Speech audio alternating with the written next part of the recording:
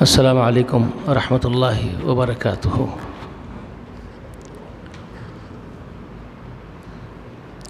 الحمد للہ رب العالمین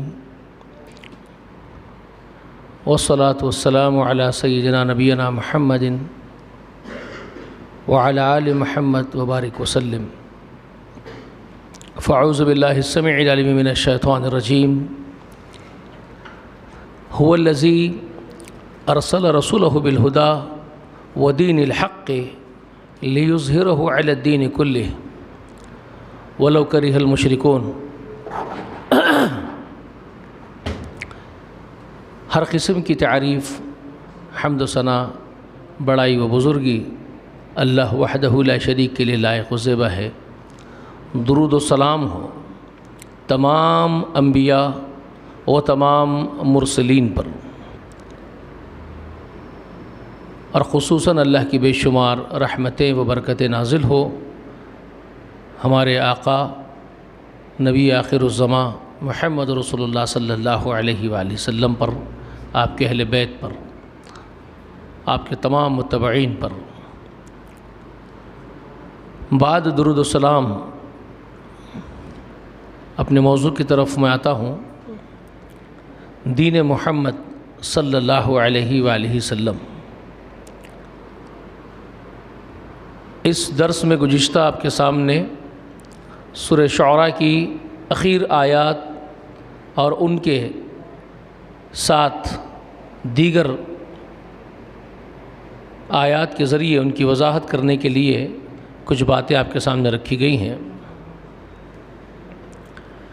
سورہ شعراء میں اللہ رب العالمین نے شاعروں کا ذکر کیا۔ والشعراء، شعراء کون ہیں، شعراء کے اتباع کرنے والے کون ہیں، ان کا ذکر اللہ نے فرمایا کہ شاعر جو ہے وہ شعراء یتبعہم الغاوون، ان کی اتباع، ان کی پیروی شاعروں کی بہکے ہوئے لوگ کرتے ہیں۔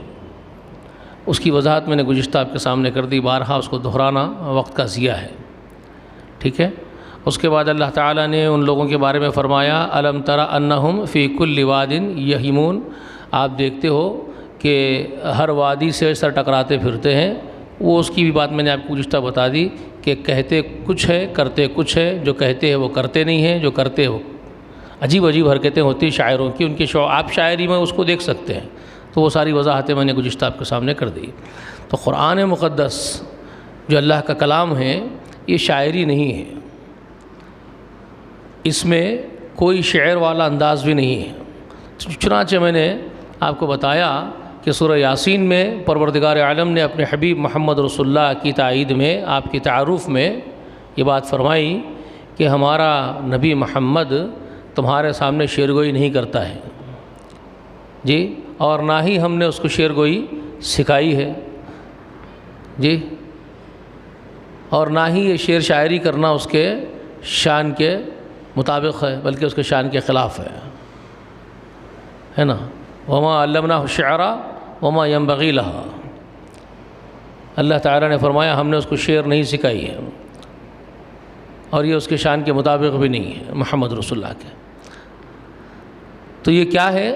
یہ عظیم قرآن ہے، یہ اللہ رب العالمین کا کلام ہے، کسی شاعر پاگل شاعر کا کلام نہیں ہے جس میں وادیوں سے سر ٹکرانے والی باتیں ہوتی ہے۔ شاعری میں جو غلو ہوتا ہے اور وہ کہا جاتا ہے جو کر نہیں سکتے ہیں، وہ زمین و آسمان کے خلے بھرے جاتے ہیں بکواس باتوں سے، تو وہ شاعر اور شاعری یہ سب بہکے ہوئے پاگلوں کا کام ہے۔ یہ نبی محترم جو کلام پیش کر رہے ہیں یہ عظیم الشان خالق کائنات کا کلام ہے، اللہ رب العالمین کا کلام ہے، اس میں شاعری کا کوئی شائبہ تک نہیں ہے۔ یہ بات کی اللہ نے وضاحت کی ہے قرآن مقدس میں، ٹھیک ہے۔ تو اس کے لیے میں نے گزشتہ آپ کو سورہ واقعہ لکھایا کہ اللہ نے قسم کھائی ہے کہ جو کچھ نظام شمسی ہے اللہ نے اس کی قسم کھائی اور کہا کہ یہ قرآن ہے، یہ لوح محفوظ میں چھپی ہوئی کتاب میں درج کتاب میں موجود قرآن ہے، اللہ کا قرآن کریم ہے، ٹھیک ہے۔ اور لا یمسہ الا المطہرون، اس کو شیاطین چھو نہیں سکتے۔ اس میں جواب ہے، میں نے بتایا نا سورہ شعراء میں جو وہ بول رہے تھے کہ شیطان اترتے ہوں گے، تو اللہ نے بتایا میں تم کو بتاؤں شیطان کس پر اترتے ہیں؟ تو شیطان اترتے کس پہ ہے؟ ہر جھوٹے پر، بہتان باز پر اور گناہ گار پر شیطان اترتے ہیں۔ سورہ شعراء میں آخر میں آپ نے سب لکھ لیا نا، سورہ شعراء کے آخر میں آیت نمبر 217، 18، 19، 20، 21، 27 آیت پر ختم ہو جاتی ہے سورہ شعراء، ٹھیک ہے؟ آیت نمبر 227 میں ختم ہو جاتی ہے، 227 تک ہی اس کے اندر آیات ہیں۔ تو اس طرح اللہ تعالیٰ نے جوابات دیے۔ اور آج میں آپ کو یہ بتانے والا تھا کہ ایک سورہ واقعہ سے بالکل ہو بہو ملتے ہوئے کلام کے الفاظ اللہ تعالیٰ کے سورہ الحاقہ میں بھی ہے۔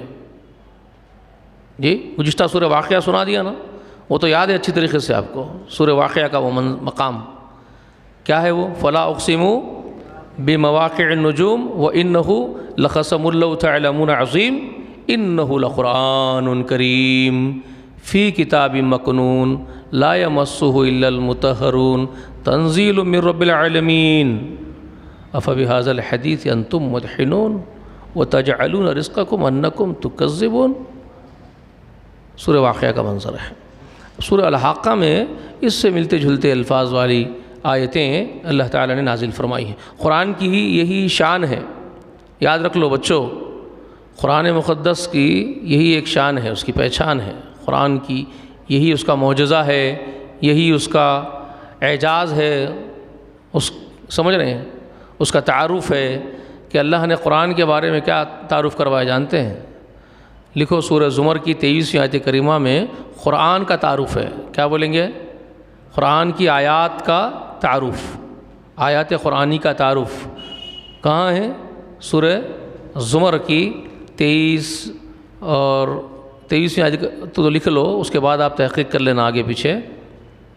کیا فرماتے ہیں؟ اللہ نزل احسن الحدیث۔ ادھر بھی دیکھنا، لکھتے ہوئے کتاب میں بک میں مصروف نہیں، میرے چہرے کو دیکھنا، اس کے بعد وہاں لکھنا بھی۔ کیا فرمائے سورہ زمر میں؟ اللہ نزل احسن الحدیث۔ اب دیکھیں یہاں پر حدیث، اللہ نزل احسن الحدیث، احسن الحدیث کس کو کہا؟ احسن الحدیث، اللہ نزل احسن الحدیث، قرآن کو اللہ نے نازل کیا ہے بہت عمدہ کلام۔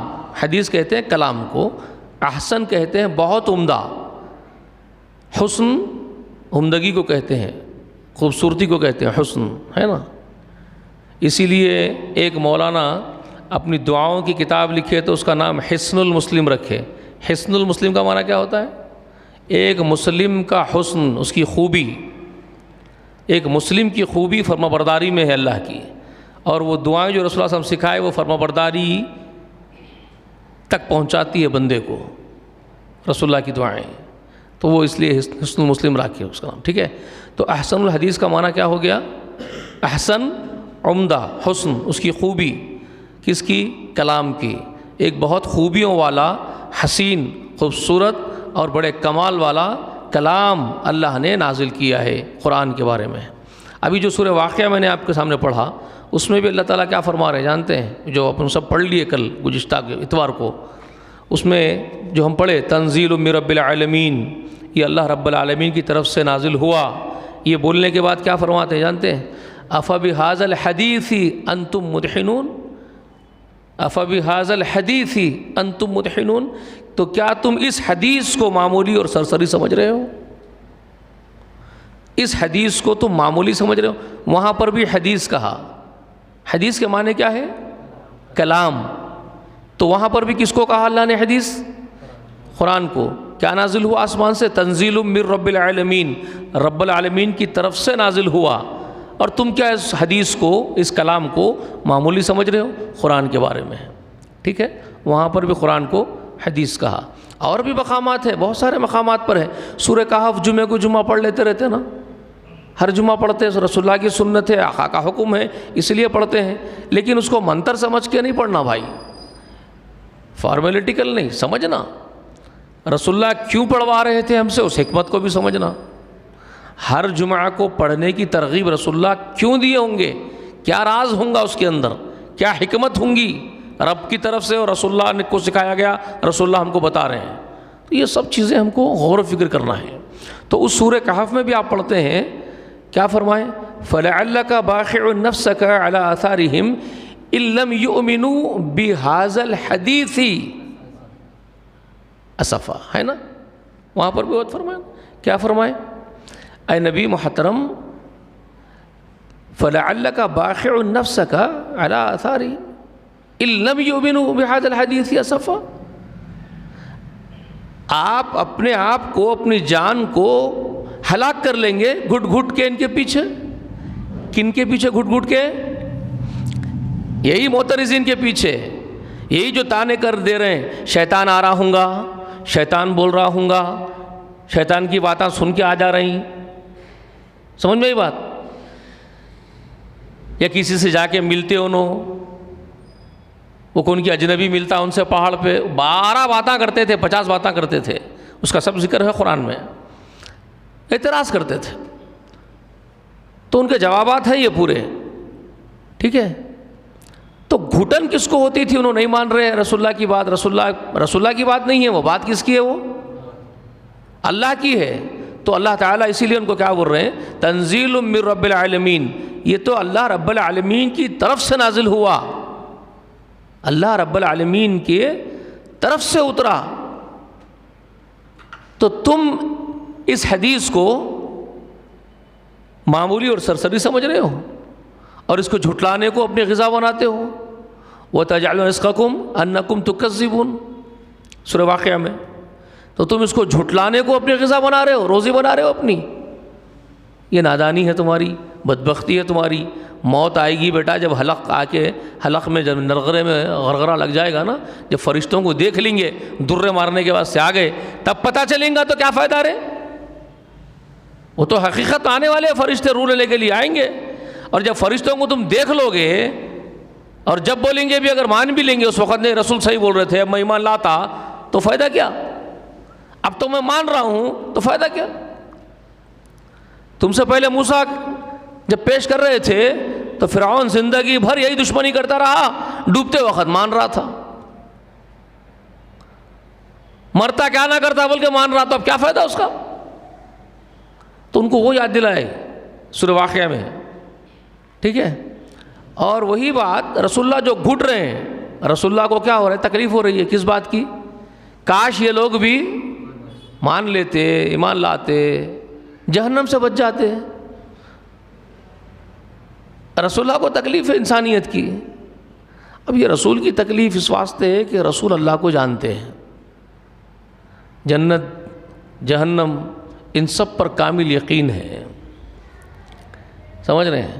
ان کو معلوم ہے کہ مرنے کے بعد زندگی دوبارہ کسی کو بھی، رسول اللہ کو یہ بات 100% یہ بات کنفرم معلوم تھی کہ ایک بار موت آ گئی، فرشتہ آ کے روح قبض کر لیا تو دوبارہ کسی کو بھی چانس نہیں ہے، ریکٹیفیکیشن کرنے کا چانس نہیں ہے، اصلاح کرنے کا چانس نہیں ہے، کریکشن کرنے کا چانس نہیں ہے. مرنے کے بعد دوبارہ نہیں ہے. تو دنیا میں یہ لوگ آپ فترہ مارے بھی تو رسول اللہ صلی اللہ علیہ وسلم تڑپتے تھے ان کے واسطے. کیوں؟ اس واسطے تڑپتے تھے کہ یہ بیوقوفوں کو معلوم ہی نہیں ہے مرنے کے بعد کیا ہونے والا ہے، تو فترہ مار رہے میرے کو پتھرہ مار رہے، میرے کو گالی دے رہے. تو یہ گدھے ہیں، نادان ہیں، بیوقوف، ان کو معلوم ہی نہیں حقیقت کیا ہے، مرنے کے بعد کیا ہوگا ان کے ساتھ.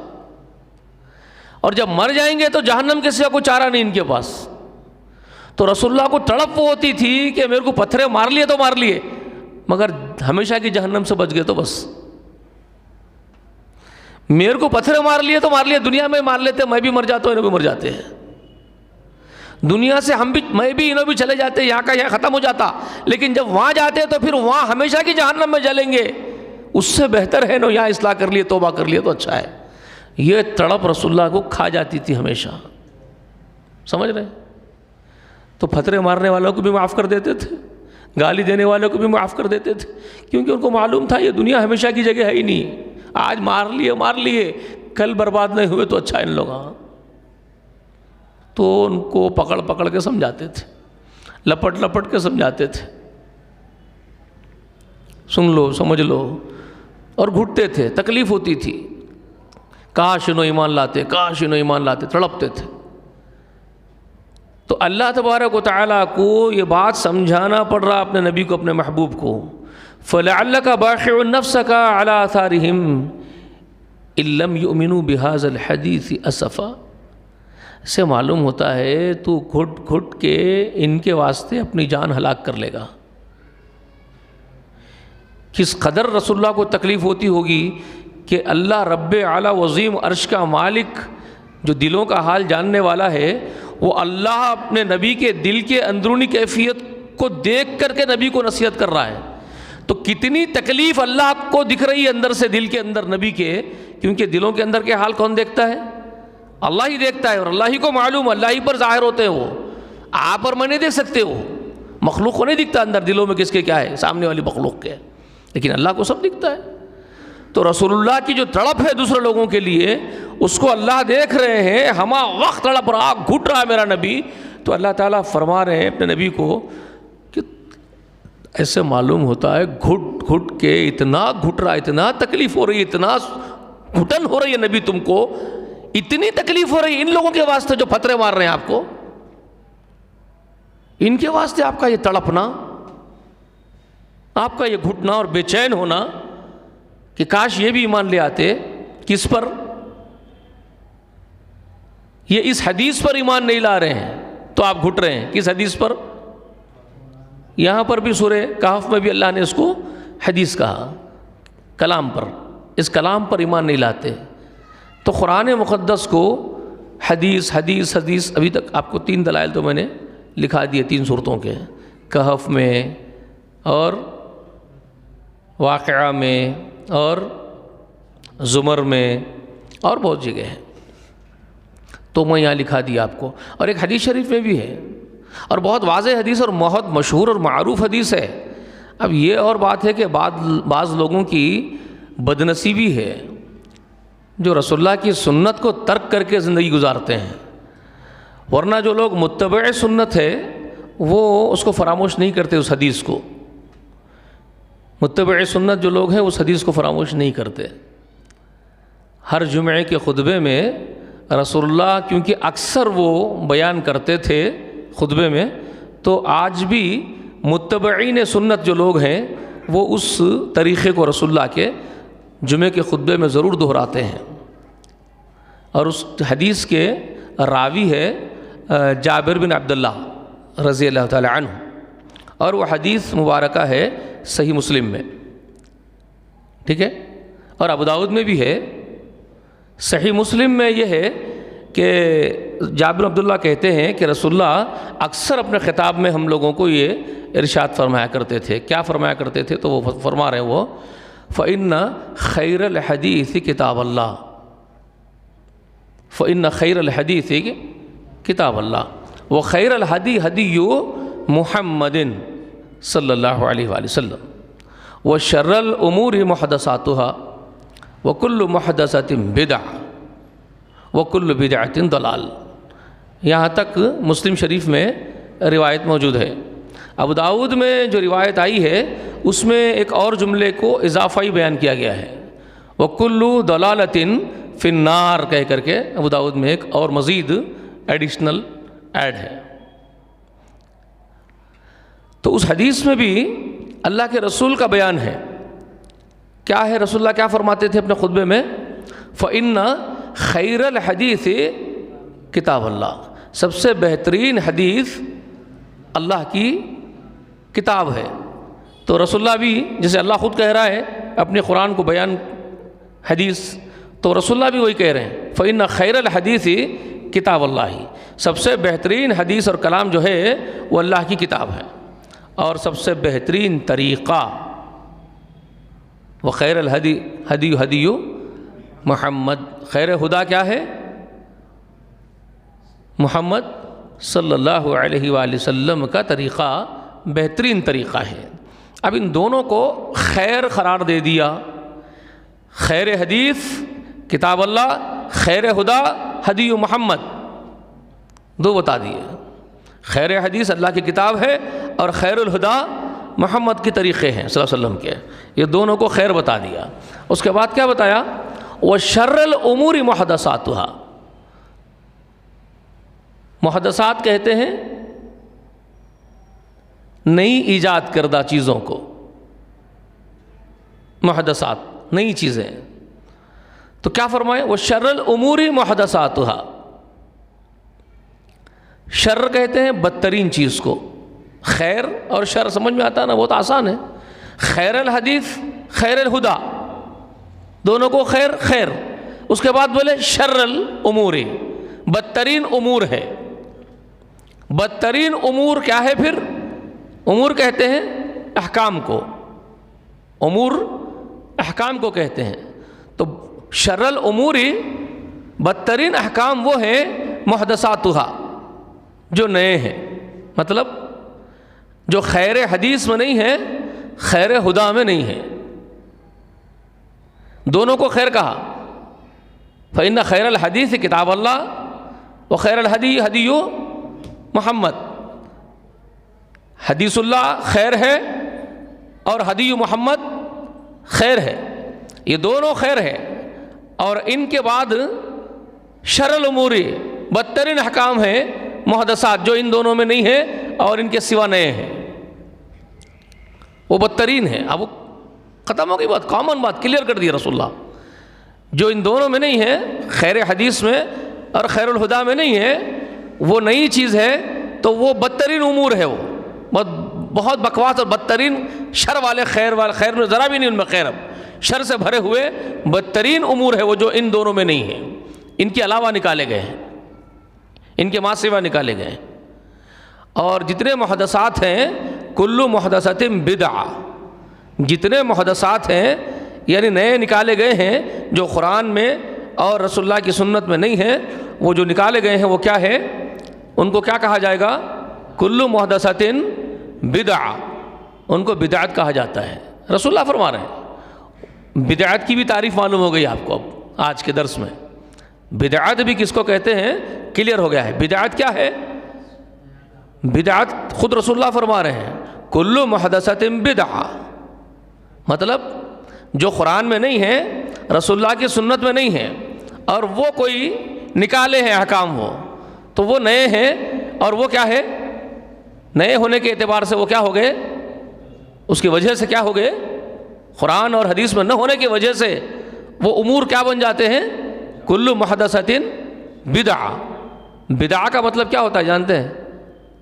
بدع الوحی، بلکہ باب ہے، امام بخاری کتاب ہے کیف بدع الوحی.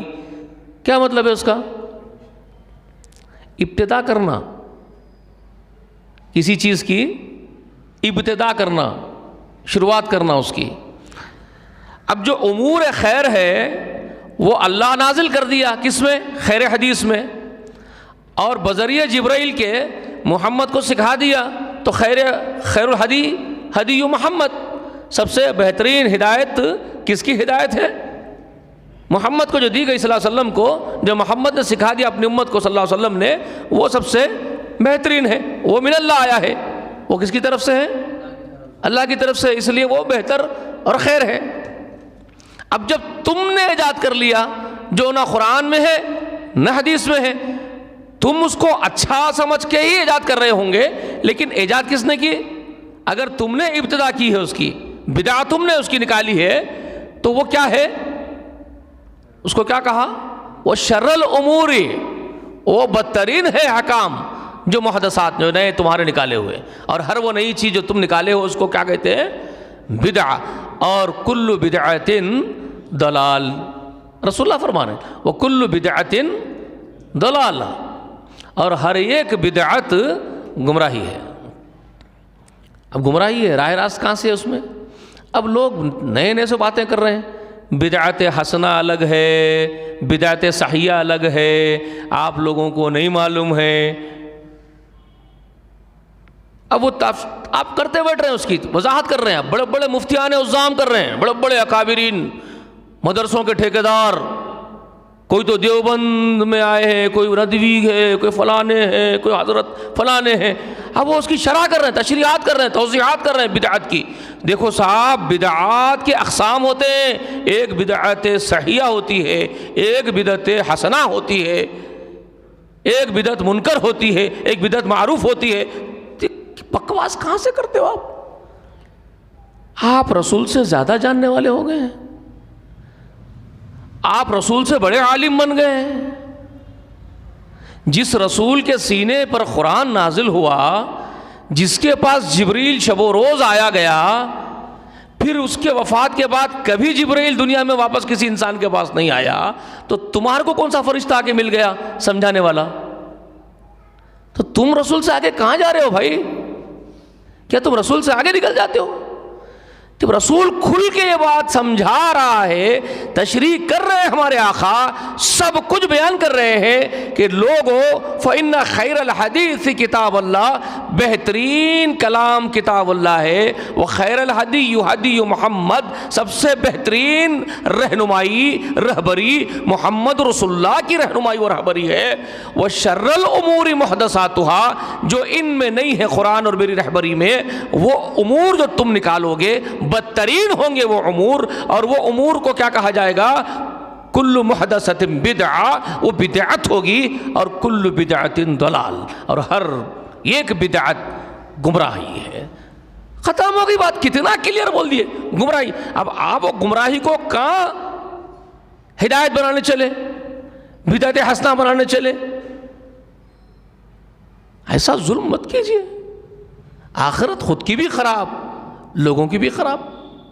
آپ کو کون سا فرشتہ مل رہا ہے رسول اللہ کے بعد جو یہ سمجھائے گا کہ یہ اچھا ہے اور یہ برا ہے؟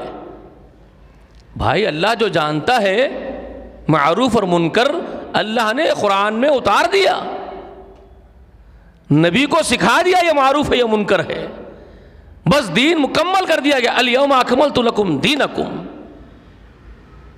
رسول اس دنیا سے رخصت ہو گئے یہ کہتے ہوئے، ترکت فیکم امرین لن تضلوا ما تمسکتم بہما وہو کتاب اللہ وسنتی.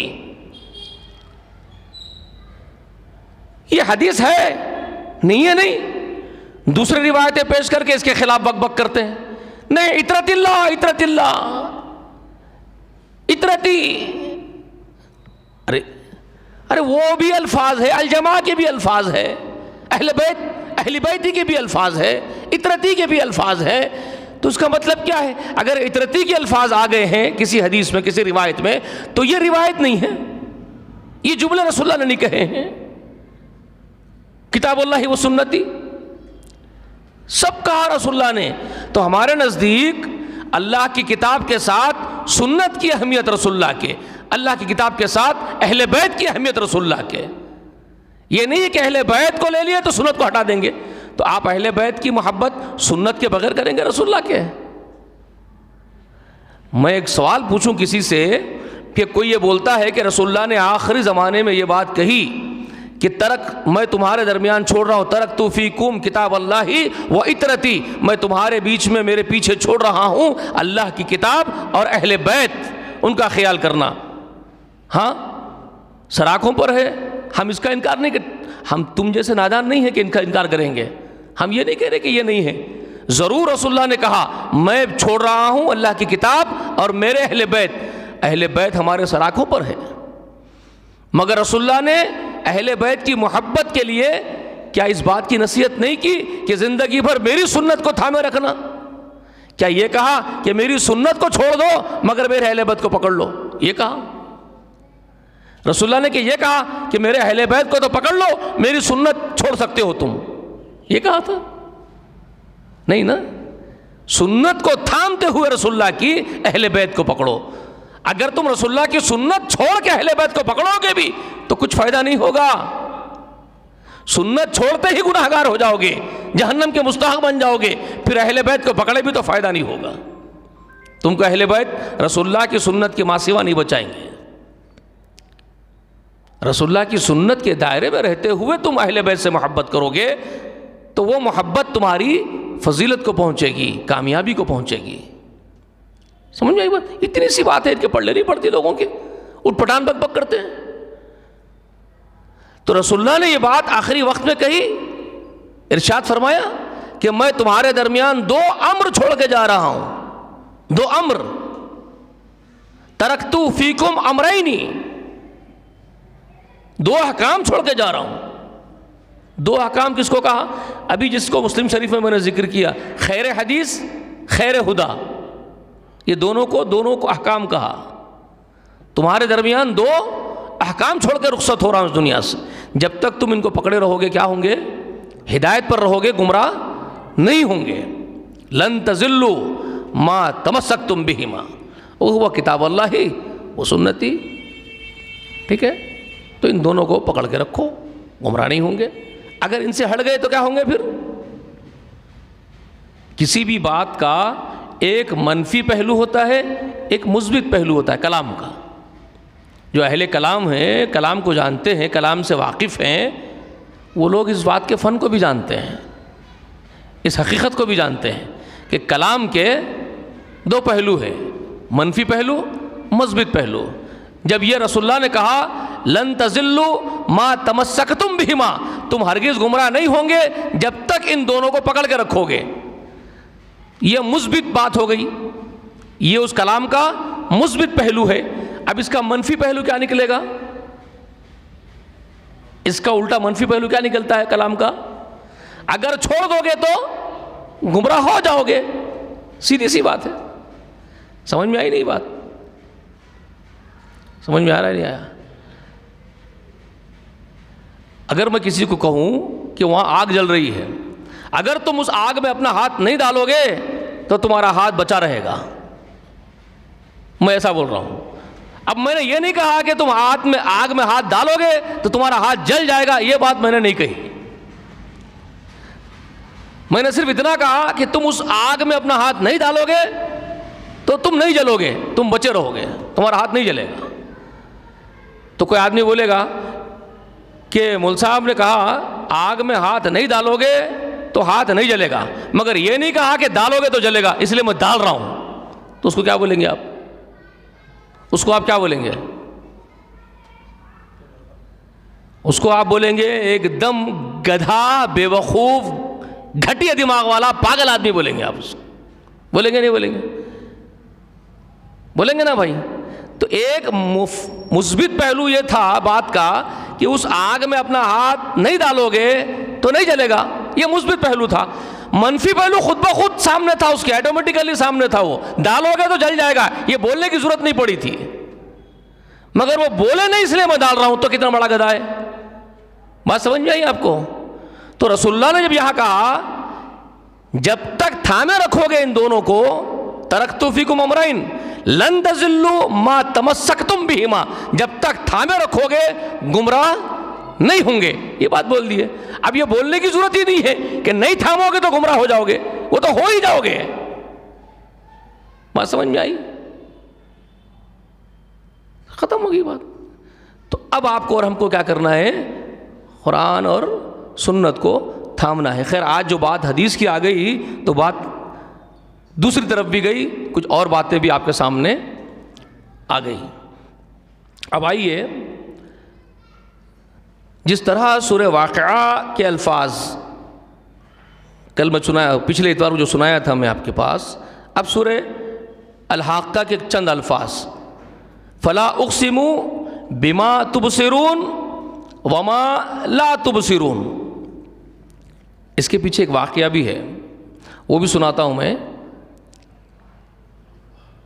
حضرت عمر اب تک ایمان نہیں لائے تھے. جب اپن بات کر رہے ہیں نا، ابھی تک اپن جو بات کر رہے ہیں سورہ شعراء کی جو آیتیں نازل ہوئی، رسول اللہ جو خفیہ کام کر رہے ہیں، رسول اللہ خفیہ کام کر رہے ہیں تو کتنے آدمی مسلمان ہوئے بتایا تھا میں آپ کو، کتنے؟ 40 مرد اور عورتیں ملا کر کے 40. لیکن وہ کام کیا ہو رہا ہے؟ خفیہ ہی چل رہا تھا، ابھی علی اعلان نہیں شروع کرے تھے، تو خفیہ کام چل رہا تھا. تو خفیہ کام میں کیونکہ علانیہ بولے نہیں، اس لیے علانیہ دشمناں بھی سامنے آئے نہیں تھے اٹھ کے ابھی، لیکن اندر اندر چیم گویاں چل رہے تھے رسول اللہ کے خلاف. کچھ تو کر رہے یارو ان کو روکنا، وہ یہ اندر اندر چل رہا تھا، لیکن کھل کے دشمنی بھی نہیں ہو رہی تھی، ابھی کھل کے مخالفت بھی نہیں ہو رہی تھی، اندر اندر ہی کام چل رہا تھا. سمجھ میں آئی بات؟ تو یہ ساری باتیں اندر اندر ہی ہو رہی تھی. شیطان آ رہے ہوں گے یارو، بول لے رہے ہوں گے، تو جواب دیا جا رہا شیطانہ کس پہ اترتے بولو. سمجھ میں آئی بات؟ یہ شیطانوں کا لایا ہوا نہیں ہے، فرشتے لے کے آئے سو کلام ہے، یہ سب شروع میں جواباں دیے جا رہے ہیں. تو سورہ الحاقہ میں جو آیتیں ہیں وہ سورہ واقعہ میں بھی اسی ضمن کی ہے، وہ اس کی تشریح میں بول رہا ہوں میں، جو یہاں پر جواب دیا گیا اس کی وہ تو بات کے ہیں، مگر میں تشریح میں بول رہا ہوں، ٹھیک ہے؟ تو اس میں کیا بولا گیا الحاقہ میں؟ فلا اقسم، وہاں پر بھی ہے نا فلا اقسم، واقعہ میں پڑھے نا ہم لوگ، واقعہ کا کون سا رکوع ہے وہ؟ تیسرا، 3 رکوع پر مشتمل ہے وہ۔ سورہ واقعہ کتنے رکوعوں پر ہے جی؟ اور آیات کتنے؟ 96 آیت، شاباش، تم حفظ کرے ماشاءاللہ، ویری گڈ۔ 96 آیتیں ہیں اور 3 رکوع ہے، تو اس کا تیسرا رکوع شروع ہی وہاں سے ہوتا ہے، تیسری رکوع کی ابتدا ہے وہیں سے ہوتی ہے، فلا اقسم بمواقع نجوم سے شروعات ہوتی ہے۔ ابھی الحاقہ میں بھی آخری رکوع میں ہے، سورہ الحاقہ کے، الحاقہ چھوٹی ہے، مختصر ہے، اس میں کیا کہا جا رہا ہے؟ فلا اقسم بما تبصرون وما لا تبصرون، قسم ہے ان اشیاؤں کی، ان چیزوں کی کائنات میں جو تم دیکھتے ہو، اور ان کی بھی قسم ہے مجھے تم جو نہیں دیکھتے ہو۔ تقریباً وہی بات ہے جو سورہ واقعہ میں ہے۔ مواقع النجوم ہم کیا دیکھ سکتے ہیں بھائی؟ کائنات کتنی بڑی ہے، گزشتہ بتایا نا میں آپ کو، خالی ایک گیلیکسی کو ناپنے کے لیے کتنا وقت لگ رہا ہے؟ سائنس جو بتا رہی ہے آپ کی اس وقت کی سائنس، آپ کی جو اس وقت کی جنرل اور ماڈرن سائنس ہے، وہ ماڈرن سائنس کیا بتا رہی ہے آپ کو؟ ان کی تحقیق، ان کی ٹیکنالوجی کے بعد ایک گیلیکسی، ایک کہکشاں کو، اس کو میجر کرنے کے لیے، ڈائمنشن اس کا دیکھنے کے لیے کتنا وقت لگ سکتا ہے؟ لائٹ ایئر کے حساب سے چلے اگر تو لائٹ ایئر کیا ہے؟ 1,86,000 مائلز، 1,86,000 مائلز پر سیکنڈ میں، ایک پلک جھپکنے میں، ایک سیکنڈ میں اتنی بڑی رفتار اگر طے کریں گے آپ، 1,86,000 مائلز ایک سیکنڈ میں اگر آپ طے کرتے ہیں پر سیکنڈ، کہاں چلے جائیں گے نہیں پتا۔ عربستان کتنا ہے جانتے ہیں؟ 5,000 مائل کے اندر ہے نا؟ سوچو باپ، صرف 5,000 مائلز، 5-10 ہزار مائلز میں آپ کو آپ سوچ نہیں سکتے، 1,86,000 مائلز ایک سیکنڈ میں اگر جا رہے ہیں، کیا رفتار ہوگی؟ اور اگر یہ رفتار سے کائنات کو، اگر گیلیکسی کو دیکھیں گے آپ، پورا گیلیکسی کا یہاں سے لے کے اینڈنگ تک کا حصہ، تو سائنس بول رہی ہے آپ کی اگر 1,86,000 مائلز کی رفتار ایک سیکنڈ میں لے کے چلیں گے تو 20 لاکھ سالوں سے زیادہ ہونا آپ کو ایک گیلیکسی دیکھنے کے لیے۔ کائنات کے بارے میں تصور کر سکتے ہیں آپ؟ تو فلا اقسم بما تبصرون وما لا تبصرون، سورہ الحاقہ میں بول رہے ہیں، جو تم دیکھتے ہو اس کی بھی قسم کھا رہا ہوں، جو تم نہیں دیکھتے اس کی بھی قسم کھا رہا ہوں۔ انہ لقول رسول کریم، انہ لقول رسول کریم، بے شک یہ قول ہے ایک عزت والے رسول کا، پیغمبر کا۔ اب یہاں ایک بات یاد رکھ لو، رسولوں کے تعارف میں یہی درس میں نبی اور رسول کا فرق کیا ہوتا ہے سمجھایا، ایک نبی میں رسول میں کیا فرق ہوتا ہے۔ رسول انسانوں میں بھی ہوتے ہیں، رسول فرشتوں میں بھی ہوتے ہیں، وہ بات میں نے آپ کو سمجھائی، اور یہ بات آپ کو میں نے لکھا بھی دی کہ فرشتوں میں رسول ہے، اس کا ذکر کہاں ہے قرآن میں؟ جی بھول گئے غالباً۔ سورہ فاطر کی ابتدا میں نکالو، سب سے ابتدا شروعات نکالو،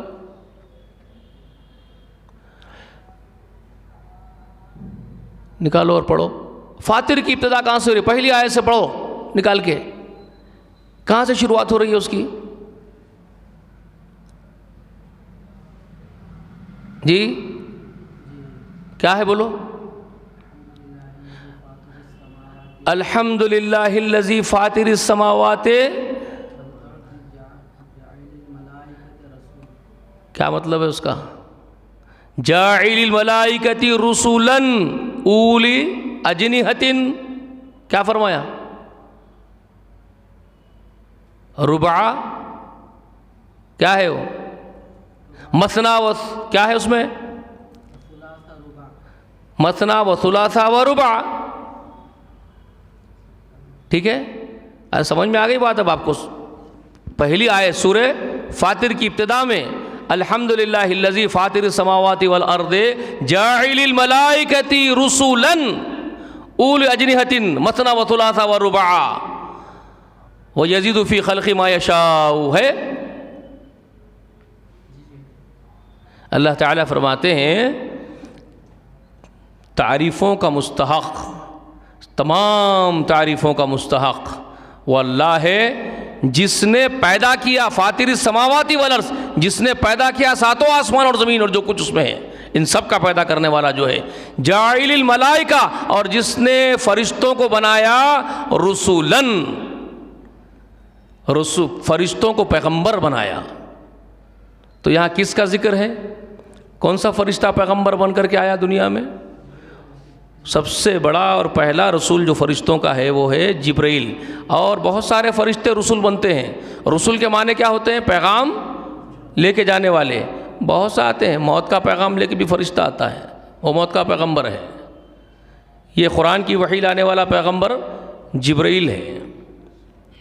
ٹھیک ہے، بات سمجھ میں آ رہی ہے آپ کو؟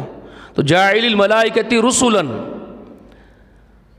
اولی اجنحۃ مثنی و ثلاث و رباع. دو کس کے پر اللہ تعالیٰ فرما رہے ہیں؟ ان لوگوں کے پر، کسی کے دو پر، کسی کے دو دو، کسی کے تین تین، کسی کے چار چار پر ہے. وَيَزِيدُ فِي خَلْقِ مَا يَشَاءُ، اور اپنی مخلوق میں اگر وہ چاہے تو بہت زیادتی بھی کرتا ہے. دو دو تین تین چار چار پروں سے زیادہ کئی پر والے بھی ہے. تو رسول اللہ جبرائیل کے بارے میں کیا فرمائے تھے؟ 700 سے زائد پر ہے بول کے بولے، اور مشرق سے مغرب بھر لیے بولے. سمجھ میں آئی بات؟ تو اللہ اس کا ذکر کر رہے ہیں. اللہ اپنی مخلوق میں بڑھاتا بھی ہے پر والے. تو یہ جبرائیل بہت زیادہ پر والا فرشتہ ہے، گن نہیں سکتے آپ. ٹھیک ہے، تو یہاں رسولوں کا ذکر آ گیا کہ فرشتے بھی پیغمبر بنتے ہیں. تو رسول اللہ کے پاس جو پیغام لے کے آ رہا ہے وہ کون ہے؟ جبرائیل امین ہے. اور یہ بدبخت کیا بولتے بیٹھے ہوئے؟ کوئی شیطان آ رہا ہوں گا، وہ غار میں جا کے بیٹھے تو کوئی شیطان ملا ہوں گا ان کو. تو اللہ تعالیٰ اس کا جواب دے رہے، گدھے بے وقوف، یا شاعری بولنا سیکھ لیے ہوں گے انہوں بھی. تو ان کا جواب دے رہے ہیں، نادانی اور گدھے پنے کی باتیں ختم کرو. یہ شیطان اس کو کیا چھو سکتے، ان کی کیا مجال ہے؟ یہ تو قرآن مجید ہے، اللہ کا کلام ہے. لا یمسہ الا المطہرون، اس کو سوائے پاکیزہ مخلوق کے کوئی چھو بھی نہیں سکتا. شیطان جو نجس ہے اور فرشتے پاکیزہ ہیں، تو فرشتے پاکیزہ مخلوق وہ چھوتے ہیں اللہ کے اذن سے. شیطان تو قریب بھی نہیں پھٹکتے اس کلام کے. نادانو، یہ کیا بے وقوفی کی باتیں کر رہے ہو؟ تو انہ لقول رسول کریم، یہ عزت والے رسول کا قول ہے جو محمد تک پہنچا رہے ہیں. کون پہنچا رہے ہیں؟ جبرائیل. تو جبرائیل مراد ہے.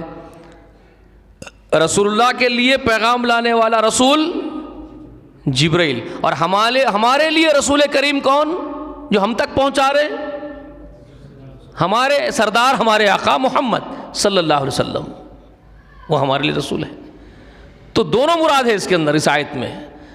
انہ لقول رسول کریم میں دونوں ہستیاں مراد ہے. محمد تک لانے والا رسول کریم جبرائیل، اور تم تک پہنچانے والا رسول کریم محمد صلی اللہ علیہ وسلم. یہ ان کا قول ہے، جن کو عزت دی گئی ہے پیغمبر کو، یہ ان کا ہے کلام. وما ہوا بقول شاعر قلیلا ما تؤمنون، یہ کسی شاعر کا کلام نہیں ہے. جیسا وہ بول رہے تھے نا، انہوں بھی شاعری سیکھ لی ہے.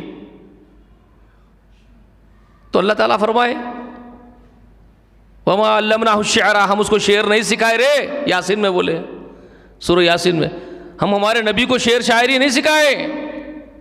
وما علمناہ الشعر وما ينبغي لها، اور وہ اس کے شان کے خلاف ہے شاعری کرنا. میرے نبی کی شان بہت بلند کر دی گئی ہے، تو وہ تم جیسا بکواس نہیں کرتا. میرا نبی، اس کی شان نہیں ہے کہ وہ شاعری بولے. تو یہاں جواب دیا گیا اور وما ہوا قولی بکاہن، یہ کسی کاہن کا بھی کلام نہیں ہے، قلیلا ما تذکرون، مگر تم میں بہت تھوڑے ہیں نصیحت پکڑ رہے ہیں۔ اس کے بعد کیا کہا؟ تنزیل من رب العالمین، پھر وہی بات جو سورہ واقعہ میں بھی ہے، تنزیل من رب العالمین، یہ تو اللہ رب العالمین کی طرف سے نازل کیا گیا ہے نادانو۔ اب یہاں ایک بہت بڑی بات کا جواب ہے ان کی، اس کے بعد بہت بڑی بات کا جواب ہے، اور بہت جلالی جواب ہے، جلالی جواب اللہ کا، جل جلالہ و جل شانہ کی شان معلوم ہوتی ہے یہاں سے۔ کیا فرمایا اس کے بعد معلوم؟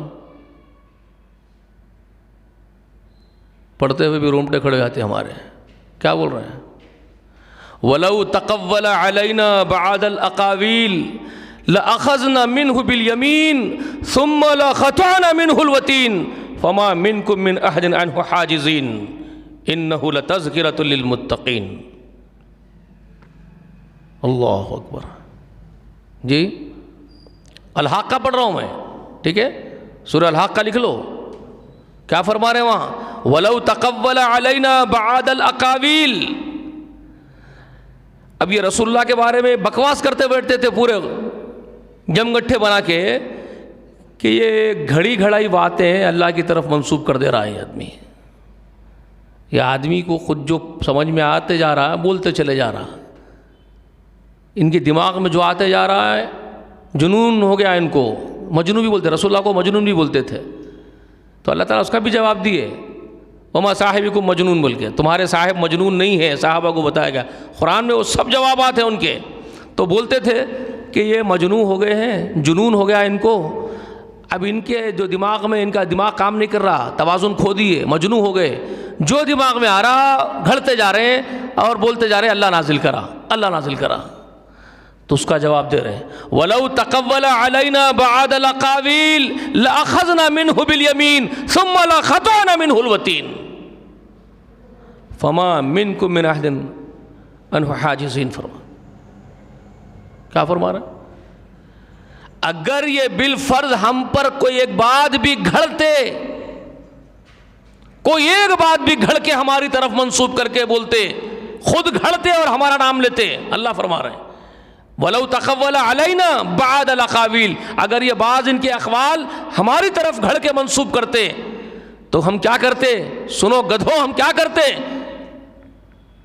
لَأَخَذْنَهُ بِالْيَمِينِ، ہم اس کو پکڑ لیتے سیدھے ہاتھ سے، ثُمَّ لَقَطَعْنَا مِنْهُ الْوَتِينَ، اور پھر ہم اس کی شہرخ کی گردن کی رگ کاٹ کے اس کو قتل کر دیتے۔ اللہ فرما رہے ہیں اگر یہ نبی محمد ہم پر کوئی بات، ایک بات بھی گھڑ کے بولتا کہ اللہ بولا اور خود بول کے بول دیتا اللہ بولا، تو ہم اس کو سیدھے ہاتھ سے پکڑ کے اس کی شہرخ کی گردن کاٹ دیتے۔ پھر تم میں سے کوئی ایک بھی، پورے جنات اور انسانوں میں سے کوئی ایک بھی طاقت نہیں تھی کہ ہمارے ہاتھوں سے محمد کو بچا سکتا صلی اللہ علیہ وسلم کو۔ اب بعض بیوقوف گدھے قسم کے لوگ کیا کرتے ہیں، یہ آیت کریمہ کو بڑے عجیب انداز میں پیش کرتے ہیں لوگوں کے سامنے، کہ لوگوں کے سامنے یہ بولتے ہیں، یہ غلو کرنے والوں کو ٹھکانے لگانے کے لیے، مباحثے میں ان سے، حجت میں ان سے جو ہے مباحثہ کرنے کے لیے یہ بولتے ہیں، غلو کرنے والوں کے لیے، ایک ہے بدبخت غلو کرتے ہیں تو ایک بدبخت رسوا کرتے ہیں۔ یہ امت کے اندر عجیب فتنہ چلا ہے، ایک گروہ ہے، فرقہ ہے جو رسول اللہ کی شان میں غلو کرتا ہے، تو دوسرا گستاخی کرتا ہے، دونوں باطل ہیں۔ تو غلو کرنے والوں کو یہ گستاخانہ جواب دیتے ہوئے نعوذ باللہ اندازہ بیان ایسا اختیار کرتے ہیں کہ دیکھو اللہ تو اپنے نبی کو ڈانٹ رہا ہے، اللہ تو یہاں بول رہا ہے کہ نبی تیری رگے گردن کاٹ دیتے، اللہ اپنے نبی کو ڈانٹ رہا ہے، تو تم نبی کی شان میں غلو کر کے کہاں پہنچا رہے ہو اوپر؟ ان کو جواب دینے کے لیے اس طرح کی بات کرتے ہیں، اللہ نبی کو ڈانٹ رہا ہے، جھوٹ، گستاخی کر رہے ہو تم اور جھوٹ باندھ رہے ہو اللہ کے اوپر، اللہ نبی کو نہیں ڈانٹ رہا، تم جھوٹ بول رہے ہو اللہ نبی کو ڈانٹ رہا ہے، اللہ نبی کو نہیں ڈانٹ رہا، اللہ انہی جھوٹوں کو جو نبی کے بارے میں یہ بہتان لگا رہے کہ نبی گھڑتا ہے ان کو ڈانٹ رہا ہے. نبی کی تو تائید کر رہا اللہ. وَلَوْ تَخَوَّلَ عَلَيْنَا بَعْدَ الْأَقَاوِيلِ، اگر میرا نبی کھڑا ہوتا جیسے تم بول رہے ہو تو اس کی بھی گردن کاٹی جاتی. مگر اللہ تعالیٰ اگر کہہ کر کے یہ بات پیش کر رہے ہیں کہ نبی نہیں کرتا ایسا، نبی نہیں کھڑتا، نبی وہی کہتا ہے جو ہم اس کو بولتے ہیں. وَمَا يَنْطِقُ عَنِ الْهَوَىٰ إِنْ هُوَ إِلَّا وَحْيٌ يُوحَىٰ، یہ نبی اپنی مرضی سے ایک جملہ بھی نہیں بولتا. سورہ نجم میں اس کا جواب ہے، اس کا کلیئرنس موجود ہے سورہ نجم میں. اور سورہ نجم کی ابتدا میں غالباً 4 آیت کریمہ ہے، سورہ نجم کی 4 آیت کریمہ ہے جس میں یہ کلیئرنس موجود ہے اس بات کا. وَمَا يَنْطِقُ عَنِ الْهَوَىٰ إِنْ هُوَ إِلَّا وَحْيٌ يُوحَىٰ، یہ نبی اپنی مرضی سے نہیں بولتے، یہ جو کچھ بولتے ہیں وہ ہماری وحی ہوتی ہے جو ان کو وہ تم کو بولتے ہیں، اپنی مرضی سے نہیں بولتے. تو ڈانٹنے کا سوال ہی نہیں، اپنی مرضی سے بولتے ہی نہیں ہوں. وہ غلطی کرتے ہی نہیں تو غلطی کی ڈانٹ کیوں کھائیں گے؟ اور تم زبردستی کیوں ان کو غلط ثابت کر رہے ہو کہ اللہ ان کو ڈانٹ رہا ہے؟ ڈانٹے گا اس وقت جب وہ غلطی کریں گے. اللہ تائید کر رہا ہے ان کی. بات سمجھ میں آئی آپ کو؟ اللہ ڈانٹ نہیں رہا ہے، تائید کر رہا ہے ان کی. میرے حبیب کی، میرے محبوب کی تائید ہو رہی ہے آسمان سے، عرش سے، اور آپ نعوذ باللہ گستاخانہ انداز بول رہے ہو، نبی کو ڈانٹا جا رہا ہے. بدبختانہ جملے تمہارے یہ. نبی ڈانٹے نہیں جا رہے ہیں، نبی سراہے جا رہے ہیں، تعریف کی جا رہے ہیں ان کی. وما ينطق عن الهوى، وہ اپنی مرضی سے نہیں بولتے ہیں. ان ہوا الا وحی یوحیٰ، وہ جو بولتے ہیں وہ اللہ کی وحی ہوتی ہے سورہ نجم میں. اور وہی بات یہاں پر اس انداز میں بولی جا رہی ہے. اگر وہ گھڑتے ہمارے اوپر تو ہم ان کی بھی گردن کاٹ دیتے، مگر وہ گھڑتے اڑتے نہیں ہیں. گدو ڈانٹا ان کو جا رہا ہے. اور تم میں سے پھر کوئی بھی نہیں بچاتا ان کو اگر وہ گھڑتے تو، مگر وہ گھڑتے نہیں. تو تمہاری شامت ہے، تم سوچ لو اپنے بارے میں تمہارا کیا ہوگا. تم کیسے بچو گے اس کے ہاتھ سے اللہ کے جو بہتان لگا رہے ہو میرے حبیب پر؟ یہ ہے اس کا جواب. سمجھ رہے؟ تو یہ سب کچھ شروعاتی دور کے مصیبتیں ہیں جو رسول اللہ کو جھیلنی پڑ رہی تھی. اسی اثنا میں کھل کے کام کرنے کا حکم آ گیا.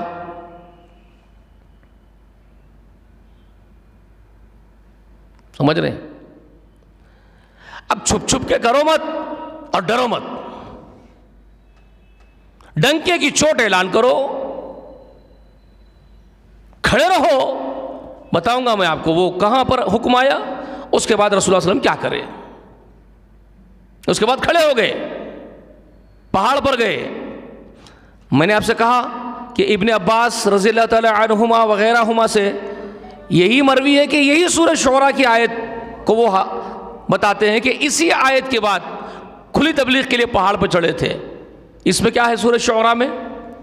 وَأَنذِرْ عَشِيرَتَكَ الْأَقْرَبِينَ، آیت نمبر 215 ہے، 14 ہے، 13 ہے. نکالو، میں لکھایا ہوں آپ لوگوں کو.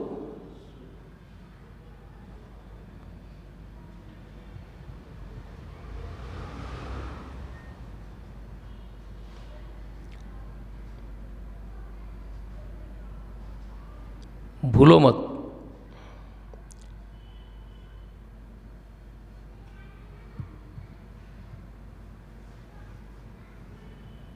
دو 214 ہے، آیت میں 214 ہے بیٹے، ٹھیک ہے. وَأَنذِرْ عَشِيرَتَكَ الْأَقْرَبِينَ. ابن عباس رضی اللہ تعالی عنہما اور غیر دیگر صحابہ اس بات کی خبر دیتے ہیں کہ یہی آیت کریمہ کے نازل ہونے کے بعد رسول اللہ صلی اللہ علیہ وسلم پہاڑ پر چڑھ گئے. غالباً صفا کی پہاڑی پر چڑھے. آج صفا کو بھی صاف کر دیے لوگ،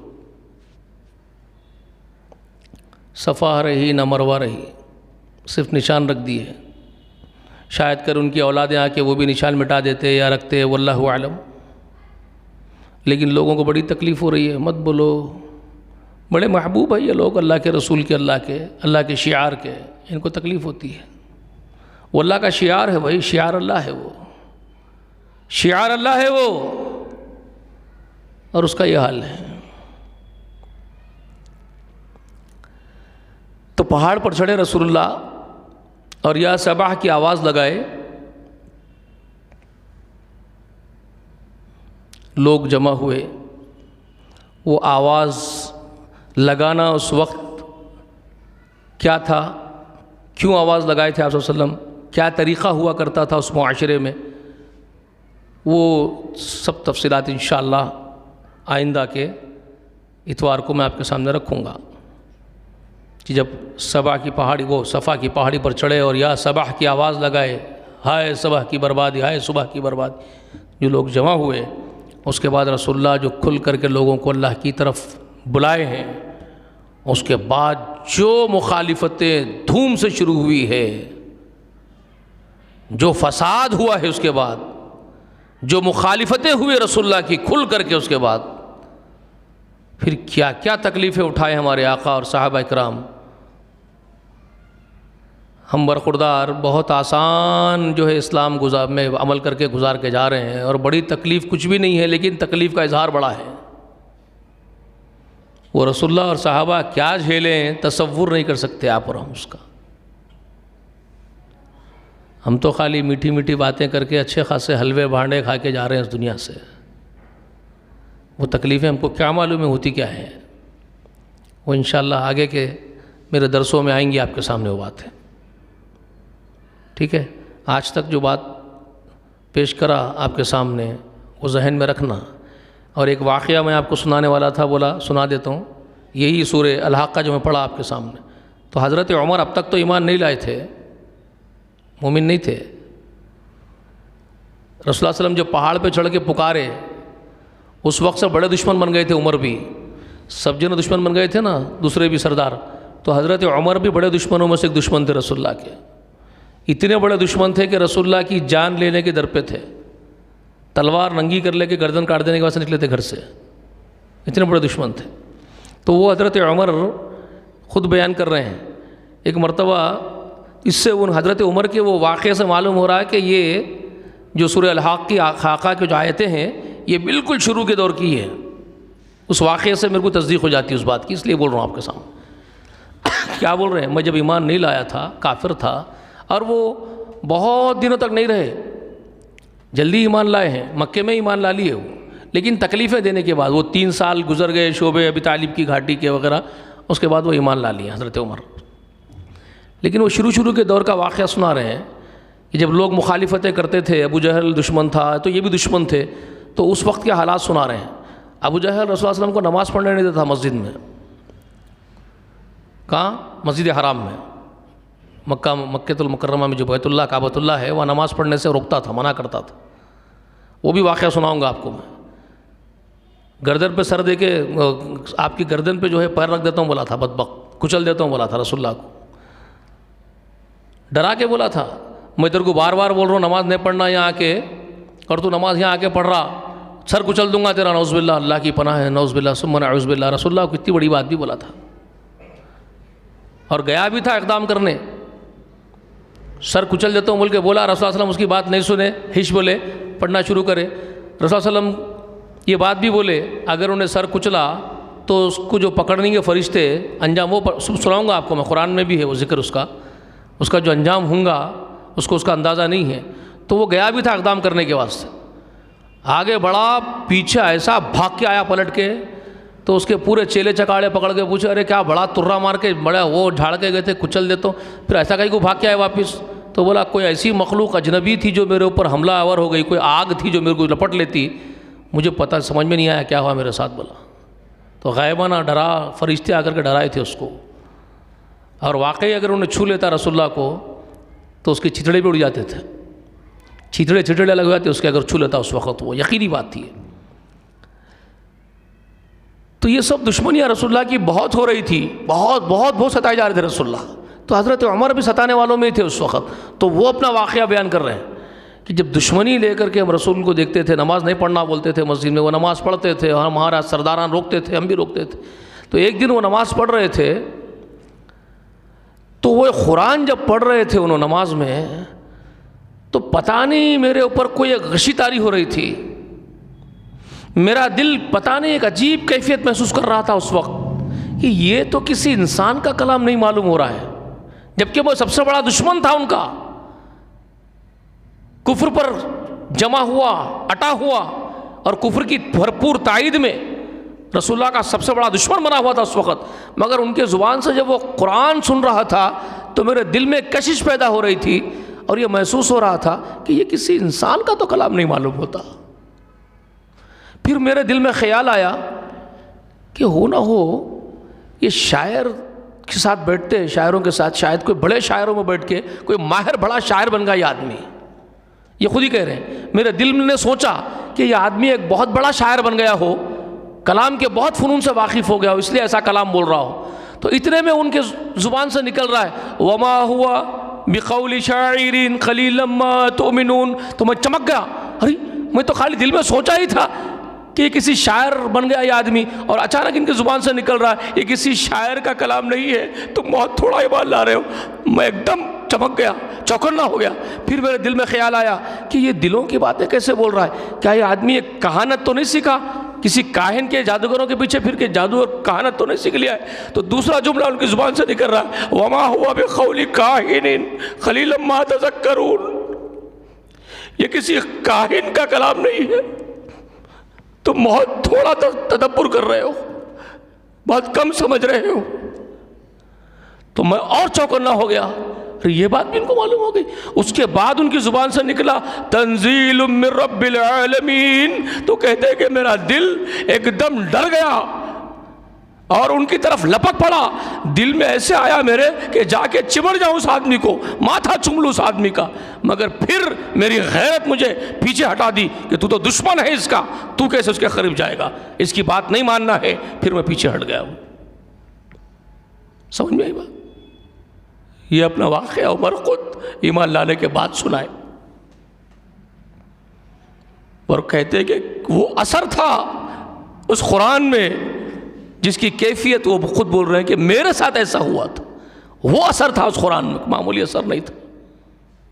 جب محمد کی زبان سے، صلی اللہ علیہ وسلم کی زبان سے قرآن نکلتا تو کیفیتیں بدل جاتی تھی لوگوں کی۔ کافر بھی سجدوں میں گر جانے کو کافروں کا بھی جی چاہتا تھا، کافروں کا بھی جی چاہتا تھا کہ سجدے میں گر جائے، مگر ان کی انا ان کو روکتی تھی۔ وہ پر اثر قرآن تھا، رسول اللہ کی زبان سے نکلتا تھا، اسی لیے ہوٹنگ کرتے تھے لا تسمعوا لهذا القرآن والغوا فيه لعلكم تغلبون۔ کیا کہتے تھے وہ؟ یہی بات کہتے تھے جس کو قرآن پیش کر رہا ہے، قرآن مت سنو، سننے مت دو، والغوا فيه، ہوٹنگ کرو، شور و غل کرو، ہلا مچا دو تاکہ تم لوگ غالب رہو۔ سمجھ میں یہ بات؟ یہ کہتے تھے، اسی کا بیان ہے قرآن، اسی کا جواب ہے وہ فَإِذَا قُرِئَ الْقُرْآنَ فَاسْتَمِعُوا لَهُ وَانصِتُوا لَعَلَّكُمْ تُرْحَمُونَ، اسی کا جواب ہے۔ سورہ اعراف میں جو ہے 214ویں آیت کریمہ، جس کو آج کل اپنے مسلکی جھگڑوں کا سامان بنا لیا، اس آیت کریمہ کو مسلک کے جھگڑوں کا سامان بنا لیا، امام کے پیچھے فاتحہ پڑھنا نہیں پڑھنا اس کے لیے دلیل بنا لی اس کو۔ سورہ اعراف کی 204 والی آیت کریمہ، آیت نمبر 204 ہے، کیا ہے اس میں؟ اذا قرئ القرآن فاستمعوا له وانصتوا لعلکم ترحمون، جب قرآن پڑھا جائے چھپ رہو، خاموش رہو، سنو اس کو غور سے تاکہ تم پر بھی رحم کیا جا سکے، تمہیں بھی توفیق دی جائے اس کے قبول کرنے کی۔ یہ ہے، یہ ان کی اسی ہوٹنگ کا جواب ہے جو وہ نہیں سننے کے لیے ہوٹنگ کرتے تھے۔ مت سننے دو لوگوں کو، کیونکہ محمد کی زبان سے قرآن سنتے ہی سجدے میں گر جا رہے ہیں، کفر کرنے والے بھی۔ سمجھ میں آئی بات؟ ہمارے ساتھی ہے، ہماری بات کرتے ہیں، اس کے زبان سے قرآن سنتے ہی پسر جاتے ہیں۔ تو کیا مشہور کر دیے تھے؟ جادوگر مشہور کر دیے تھے، اس کی باتوں میں جادو ہے یار، جادوگر ہے وہ، اس کے زبان سے سنتے ہی پسر جاتے پورے کے پورے جا کے وہاں۔ ارے وہ جادوگر نہیں تھے یار، کوئی جادو نہیں تھا، اللہ کے کلام کا اثر تھا جو روحوں کو جھنجھوڑ دیتا تھا، دلوں کو پلٹ دیتا تھا. سمجھ رہے ہیں؟ تو خیر انشاءاللہ یہ تو باتیں آپ کے سامنے آ گئی ہیں. اب جو کھلی مخالفتیں ہوئی ہے کھلی دعوت کے بعد، وہ کیا کیا ہوئی اور کیوں ہوئی؟ وہ مخالفتیں کیوں ہوتی تھی؟ کیا وہ رسول اللہ کے دشمن تھے؟ کیا پرسنل دشمنی تھی کیا رسول اللہ سے ان کو؟ پرسنل دشمنی کچھ بھی نہیں تھی بھائی. پرسنل عزت کرتے تھے رسول اللہ کی وہ لوگ. میں آپ کو گزشتہ سب باتیں بتا دیا پورے. رسول کو پرسنل ایک شخص ہونے کے اعتبار سے بہت عزت کرتے تھے. وہ بہت اچھا آدمی، عزت دار آدمی، صحیح آدمی، شریف النفس آدمی، صادق، امین، امانت دار آدمی، یہ سب مانتے تھے ان کو. ان سے اچھا ہمارے بیچ میں کوئی بھی نہیں ہے بولتے تھے. مگر پھر دشمنی مخالفت کا سبب کیا تھا؟ محض محمد رسول اللہ کی دعوت، صرف دعوت. وہ جو پیش کر رہے ہیں اس کو ہم نہیں قبول کرتے. وہ کیا پیش کر رہے تھے محمد رسول اللہ؟ وہ تفصیل بتانا ہے آپ کو. وہ کھلی دعوت پہاڑ پہ چڑھ کے لوگوں کو بلا کے کیا بولے رسول اللہ، ایسا کیا بول دیے، ایسی وہ کون سی بات رسول اللہ ان کو بول دیے، کیا مانگ لیے ان سے، ان کی جہاں دنیا دولت کیا مانگے ان سے جو اتنا ناگوار گزرا ان لوگوں کو کہ مارا ماری پہ اتر گئے، کاٹم کاٹی پہ اتر گئے. جی یہ اصل باتیں ہیں جس پر غور کرنا ہے. آج بھی اگر آپ وہی چیز پیش کرو نا جو اس وقت رسول اللہ اس پہاڑ پہ پیش کرے تھے تو وہی ہوتا. لیکن نہ آپ پیش کرنا جانتے ہیں اور نہ جس پر آپ پیش کر رہے ہیں اس کو یہ معلوم ہے کہ کیا پیش کر رہا ہے پیش کرنے والا، اس کو معلوم بھی نہیں. قولوا لا الہ الا اللہ مطلب بولو لا الہ الا اللہ. ہاں بول رہا ہوں لا الہ الا اللہ. کیا آیا کیا گیا؟ کچھ آیا نہ کچھ گیا. اس کو معلوم ہی نہیں لا الہ کیا ہے، لا الہ الا اللہ کیا چیز ہے اس کو معلوم ہی نہیں ہے. بول بھائی لا الہ الا اللہ بولتا، ہاں بولا نا لا الہ الا اللہ بولتا، ختم ہو گیا. اتنا ہی معلوم اس کو لا الہ الا اللہ. وہ ابو لہب کو، ابو جہل کو، ان لوگوں کو معلوم ہے لا الہ الا اللہ بولے تو کیا ہو جاتا، ان کو معلوم ہے کیا ہو جاتا، اس لیے دشمن بن گئے تھے وہ. سمجھ میں آئی بات؟ یہاں آج اگر ان کو بھی معلوم ہو جائے نا کیا بول رہا، اگر آپ وہ پیش کر دیں میں کیا بول رہا ہوں، لا الہ الا اللہ ہے کیا بول کے اگر آپ بتا دیے نا کھول کے ان کو اما یہ ہے لا الہ الا اللہ، تو سب سے بڑا دشمن تو چھڑے ہمارا بولتے ابھی بھی. سمجھ میں آئی بات میں کیا بول رہا ہوں آپ کو؟ اگر لا الہ الا اللہ کیا ہے بول کے اگر آپ بتا دیے نا یہ ہے لا الہ الا اللہ بولے تو اما یہ لا الہ الا اللہ ہے تو سب سے بڑا دشمن تو چھے ہمارا بولتے. آج بھی معلوم ہی نہیں ان کو لا الہ الا اللہ کیا ہے. آپ بولو بولتے بولتے وہ تیج بات ہے. اصل لا الہ الا اللہ پہ آپ آ جاؤ، آج بھی ابو جہل بن جاتے آپ کے سامنے کھڑے ہو جاتے ہیں، ابو لہب بن کے کھڑے ہو جاتے آپ کے سامنے. سمجھ میں آئی میری بات آپ کو؟ تو وہ ڈیٹیلنگ سب آپ کو اب نیکسٹ آنے والے درس سے شروعات ہو جاتی ہے انشاءاللہ. اللہ مجھے اس بات کی توفیق دے، آپ کو اس بات کی توفیق دے کہ میں سمجھا سکوں اور آپ سمجھ سکیں، اور اللہ میری اور آپ کی ہم سب کی حفاظت فرمائے. کیونکہ وہ ذلیل بھی سن رہا ہوں گا کہیں نہ کہیں یہاں بازو میں ٹھہر کے اس کے چیلے سن رہے ہوں گے، انہیں یہ بولتا ہوں بول رہا بول کے رپورٹنگ کرتا جا کے انہیں وہ پانی پہ مجلس لگانے والے ان کے سردار کو جا کے بولتا، انہیں وہ سنگا والے کتے کو جا کے بولتا، اب انہیں یہ بولتا کہتے بولے تو انہیں بھی اڑی چوٹی کا زور لگانے کی کوشش کرتا.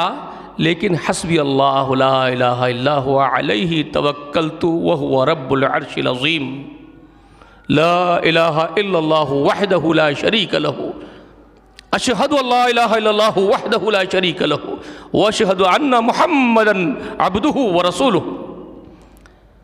انشاءاللہ انہیں بال باقا نہیں کر سکیں گا. اللہ ہمارے لیے کافی ہے. حسبنا اللہ نعم الوکیل نعم المولا و نعم النصیر. یہ آپ بھی بولتے رہیے، ذکر و اذکار ہم بھی کرتے رہیں گے، آپ بھی کرتے رہیے، اللہ کی حفاظت میں رہیں گے. جنگی دستے پہ نکل گئے، ہتھیار نہیں رہا تو پریشانی ہوتی ہے. سمجھ میں آ رہی بات؟ جنگ کے میدان میں جنگی دستے پہ نکلیں گے، ہتھیار نہیں رہیں گا تو پریشانی ہوتی. ہتھیار اللہ کا ذکر ہے، توبہ استغفار، اور ہتھیار ہمارا ذکر و اذکار ہے جو نمازوں کے بعد کے ہے. وہ میں بھی اور آپ بھی کر لینا آپ، کیونکہ اب جو پنگا لے رہے نا وہ ذلیل بھی اپنا زور لگانے کو آتا، مگر اللہ سے پوری امید ہے اللہ اپنے لشکر کے ذریعے اپنی مدد سے، اپنی خصوصی قوت سے ہماری حفاظت کر لیں گے انشاءاللہ. ہوا مولانا، وہ ہمارے مولا سرپرست ہے، وہ ہمارے لیے کافی ہے انشاءاللہ. ٹھیک ہے، تو یاد رکھ لو اب میں آگے کیا بولنے والا ہوں. لوگوں کو لے کے آؤ، دوستوں کو لے کے آؤ، گھر والوں کو لے کے آؤ، بلکہ اپنے اپنے بیویوں کو بھی لے کے آ جاؤ، وہاں بازو بٹھاؤ. میری گزارش ہے آپ لوگوں سے اللہ کے واسطے، اب تک نہیں بولا آپ لوگوں کو، اب بول رہا ہوں، بیویوں کو، بیٹیوں کو، بیٹوں کو، بہوؤں کو، آپ کے اپنے گھر والوں کو لاؤ، بازو بٹھاؤ، اسپیکر چالو کراؤ بازو کا، کیونکہ اصل ترین باتیں اب یہاں سے. لا الہ الا اللہ کیا دعوت ہے رسول اللہ کی، وہ کیا اصل ہے لا الہ الا اللہ میں، جس کی مخالفت اتنے بڑے پیمانے پہ کی گئی، اتنی بڑی جنگیں ہوئی، اتنی دشمنیاں ہوئی. اصل ہے کیا وہ؟ بھلا ہے کیا کلمہ؟ وہ کیا کلمہ ہے؟ وہ انقلاب ہے. وہ کلمہ نہیں ہے، وہ انقلاب ہے، وہ ریولیشن ہے. سمجھ رہے ہیں آپ؟ وہ معلوم ہونا ہمارے گھر والوں کو بھی وہ کلمہ کیا ہے، تاکہ وہ کلمہ پڑھ کے پھر وہ غداری نہ کر سکے اللہ کی. کلمہ پڑھنے والا غدار نہیں ہو سکتا جو سمجھ جائے اس کلمے کو، اور جو کلمے کو سمجھ گیا اسی کے لیے وہ بشارت ہے. من قال لا الہ الا اللہ دخل الجنہ. چھوٹی سی بشارت نہیں ہے وہ، اتنی سی. آپ کیا سمجھ رہے ہیں؟ اتنا جملہ ہے کیا وہ خالی معمولی؟ من قال لا الہ الا اللہ دخل الجنہ، جس نے کہا اللہ کے سوا کوئی معبود نہیں جنت میں داخل ہو گیا. ایسا کیا ہے وہ کلمے میں؟ تو وہ تو غیر معمولی کلمہ ہے صاحب، انقلابی کلمہ ہے، وہ تہلکہ مچا دینے والا کلمہ ہے، وہ سب کچھ بدل دینے والا کلمہ ہے، وہ کایا پلٹ دینے والا کلمہ ہے. وہ انسان کی کایا ہی پلٹ جاتی ہے اس کے بعد. مگر اس کی اصل سمجھے تو نا، اس کی اصل اگر نہ سمجھے تو میں نے کہا نا ابھی آپ سے، کیا آیا کیا گیا؟ بولو لا الہ، بولو لا الہ، کچھ بھی نہیں ہوا. زبان سے کہہ بھی دیا لا الہ تو کیا حاصل؟ دل و نگاہ مسلمان نہیں تو کچھ بھی نہیں، ختم قصہ. اب جو بات سمجھاؤں گا میں کلمے کے بارے میں، بہت عظیم درس ہے میاں. اپنے والدہ کو بلاؤ، اپنے والد کو بلاؤ، تم اپنے والدہ والد کو بلاؤ، اپنے بہن بھائیوں کو بلاؤ، تم بلاؤ، ہر کوئی بلاؤ. بولو کچھ دن تو بیٹھ کے سن لو. اب تک تو نہیں سنے نا، 8-9 مہینے ہو گئے، مگر یہاں سے سنو. ہو سکتا ہے 1 مہینہ، 1.5 مہینہ، 2 مہینے رمضان تک چلیں گا. سنو، بہت امپورٹنٹ رہیں گے درسہ انشاءاللہ. سمجھ میں آ رہا ہے میں کیا بول رہا ہوں؟ اتنا زور کیوں دے رہا ہوں میں؟ کچھ تو بات ہوں گی اتنا جب زور دے رہا ہوں میں. ایمان باللہ، اللہ پر ایمان کیا ہوتا ہے؟ لا الہ الا اللہ جو کہتے ہیں وہ کیا چیز کہتے ہیں آپ؟ وہ معبود ہے تو کیسا معبود ہے؟ کیا ہے وہ معبود؟ اور کیا ہے غیر اللہ جس کا آپ انکار کرتے ہیں لا الہ کہہ کر کے؟ کیا مطلب ہے لا الہ کا؟ کوئی الہ نہیں ہے تو کوئی الہ نہیں ہونے کا مطلب کیا ہے؟ کیسے کوئی الہ نہیں ہوتا ہے تو کیا مطلب ہے؟ یہ کوئی الہ نہیں ہے تو کیا مطلب ہے کوئی الہ نہیں ہے؟ پھر اللہ ہی اکیلا الہ ہے تو کیا مطلب ہے اللہ کے اکیلے الہ ہونے کا؟ بہت اہم ترین باتیں ہیں وہ، سمجھنا چاہیں گے انشاءاللہ. اللہ سے دعا کر کے اٹھیں گے، اللہ ہماری مدد فرما، اللہ ہماری مدد فرما، اللہ ہماری مدد فرما، اللہ ہماری حفاظت فرما، ہماری حفاظت فرما، ہماری حفاظت فرما. تو ہمارے لیے کافی ہو جا، تو ہمارے لیے کافی ہو جا، تو ہمارے لیے کافی ہو جا. سبحانک اللہم و بحمدک نشہد ان لا الہ الا انت نستغفرک و نتوب الیک. وصلی اللہ علی نبینا محمد وآخر دعوانا ان الحمد للہ رب العالمین۔ السلام علیکم۔